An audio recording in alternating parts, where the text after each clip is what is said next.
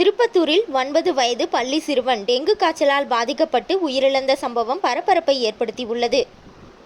திருப்பத்தூர் மாவட்டம் திருப்பத்தூர் அடுத்த பொம்மிகுப்பம் சின்ன மாரியம்மன் கோவில் தெரு பகுதியை சார்ந்த உதயகுமார் மகன் கவியரசு வயது 9 என்ற மாணவன் தனியார் பள்ளியில் 5ஆம் வகுப்பு படித்து வந்த நிலையில் கடந்த 17ஆம் தேதி கவியரசிற்கு திடீரென காய்ச்சல் ஏற்பட்டுள்ளது.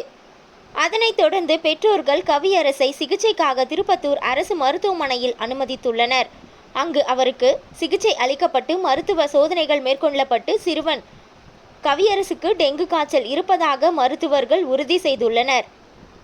இதனைத் தொடர்ந்து சிறுவன் கவியரசை மேல் சிகிச்சைக்காக தருமபுரி அரசு மருத்துவமனைக்கு அனுப்பி வைக்கப்பட்டு அங்கு சிகிச்சை பெற்று வந்த நிலையில் சிகிச்சை பலனின்றி கவியரசு உயிரிழந்துள்ளார். இது குறித்து அப்பகுதி மக்கள் கூறுகையில், பொம்மிகுப்பம் சின்ன மாரியம்மன் கோயில் தெரு பகுதியில் கொட்டி வைக்கப்பட்டுள்ள குப்பைகளை பஞ்சாயத்து நிர்வாகம் தூய்மை செய்யாமல் குப்பை கழிவுகளை ஆங்காங்கே தேக்கி வைத்துள்ளது. சிறுவனுக்கு டெங்கு காய்ச்சல் பரவியதற்கு இதுவே காரணம் என்று அப்பகுதி மக்கள் கூறுகின்றனர்.